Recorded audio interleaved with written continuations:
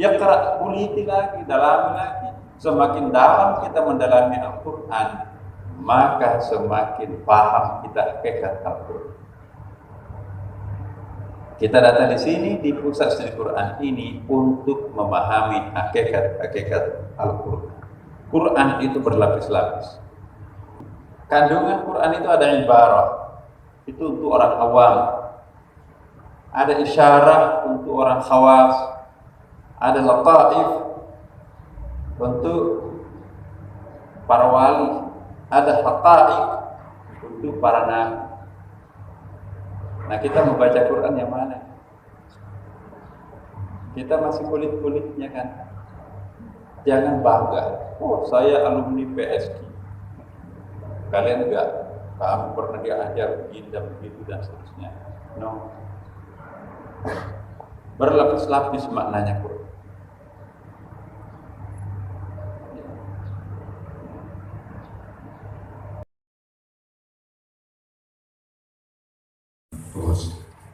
ونورا للبصائر وهاديا إلى الجنة أشهد أن لا إله إلا الله وأشهد أن محمدا عبده ورسوله صاحب القرآن اللهم صل وسلم على سيدنا حبيبنا وشفيعنا مولانا وأتباعنا وقرة أعيننا محمد صلى الله عليه وسلم. أما بعد, saudara-saudara sekalian, sebelum kita memulai, marilah kita memohon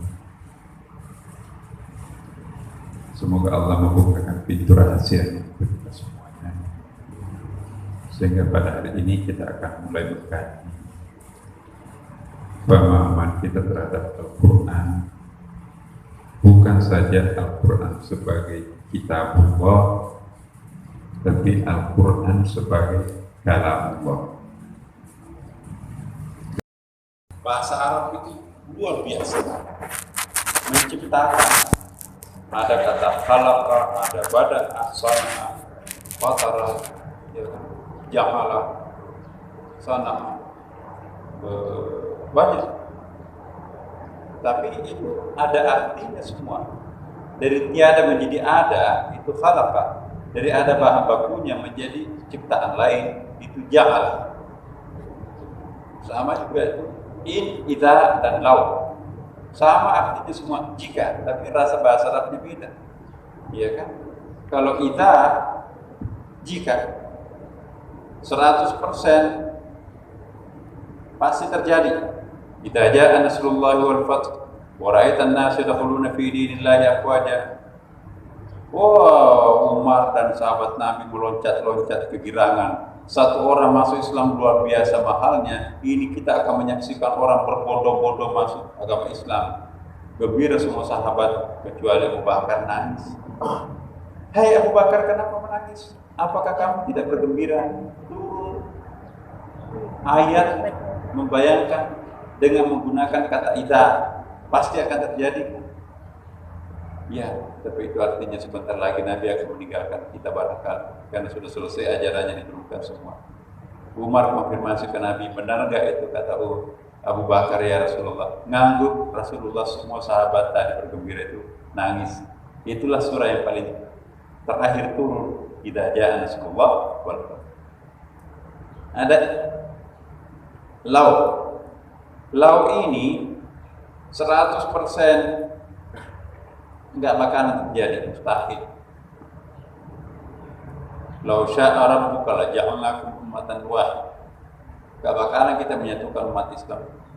Biarin aja. Itu hukum alam.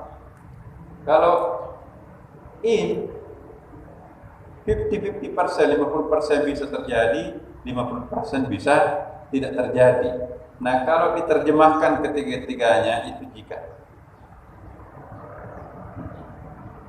Kalau hanya menguasai terjemahan bahasa Indonesia, saudara suka mengiris bawang kan, bawang merah. Kalau buka bawang merahnya itu, bisa dapat isinya ini. No, di dalam kulit masih ada kulit.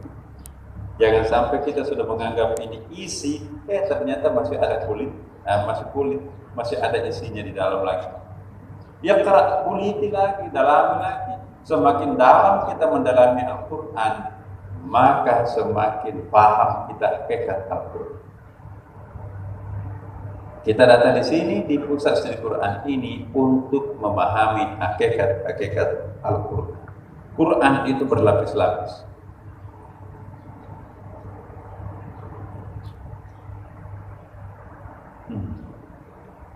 Gak jelas. Kandungan Quran itu ada ibarah, itu untuk orang awam. Ada isyarah untuk orang khawas. Ada lataif untuk para wali. Ada haqa'iq untuk para nabi. Nah, kita membaca Quran yang mana? Kita masih kulit-kulitnya kan. Jangan bangga. Oh, saya alumni PSG. Kalian enggak. Kamu pernah diajar begini dan begitu dan seterusnya. No. Berlapis-lapis maknanya Quran.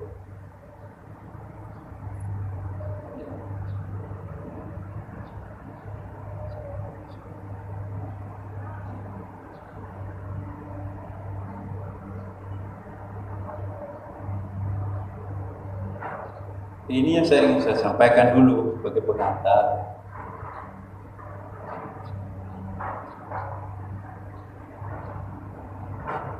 Quran itu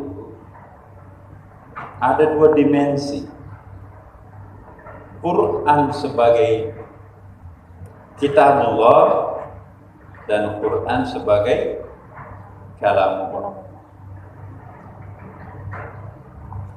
Kitabullah orientalis orang barat itu bisa. Dosen saya dulu di McGill, Kanada, ya, Montreal. Ada namanya Profesor Plata, ada Profesor Lebel. Waduh, bahasa Arab luar biasa. Orang Arab kalah itu, karena semantiknya pun juga dia paham. Ini bukan bahasa Arab asli, tapi bahasa Persia asalnya. Oh, ini bukan bahasa Arab asli, tapi bahasa Romawi asalnya. Orang Arab belum tentu paham, dia paham. Tapi setelah mengajarkan kita Al-Quran, makan siang atau makan malam itu pakai wine, pakai khamar, nggak pernah salat. Tapi kok pintar? Yang dipahami itu apakah kitabullah atau kalam? Yang dipahami tentu hanya kitabullah, bukan kalamullah. Apa perbedaan pemahaman kalamullah dan kitabullah? Di dalam Al-Quran, kalau ingin memahami kalamullah, persyaratannya harus bersih dulu. La yamassuhu illa mutahharun. Jangan mendekati, jangan menyentuh sebelum dalam keadaan bersih. Tidak dikatakan la yamassuhu illa munadhafun. Jangan hampiri Quran itu sebelum dalam keadaan bersih fisik, nadhafah. Tapi kalau tahara termasuk tazkiyah di situ. Tazkiyatun nafs, pembersihan jiwa.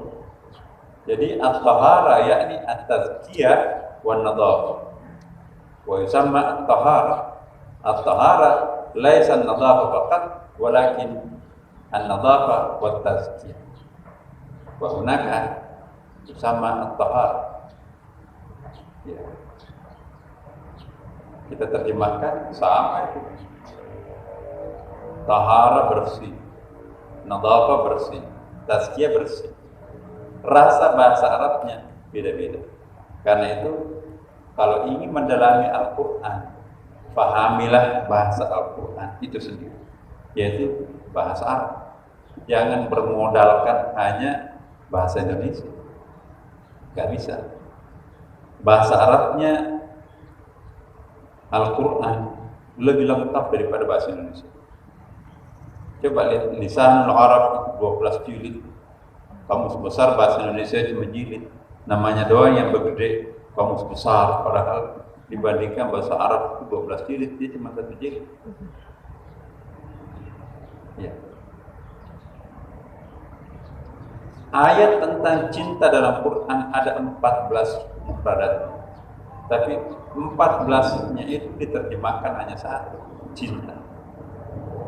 Mulai dari cinta monyet sampai cinta ilahi, semua diterjemahkan dengan cinta.